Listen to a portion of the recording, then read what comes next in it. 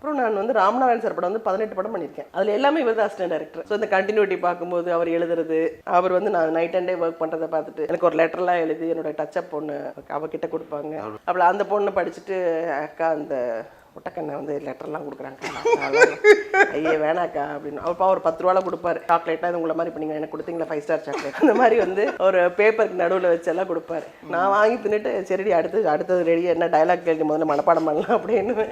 So எனக்கு அந்த seriousness தெரியல. அப்புறம் அவர் ஒரு நாள் வந்து பண்ணாரி அம்மன் கோயிலுக்கு போயிட்டு வந்து குங்குமம் கொண்டு வந்தார், மனைவி சொல்லி மந்திரம்.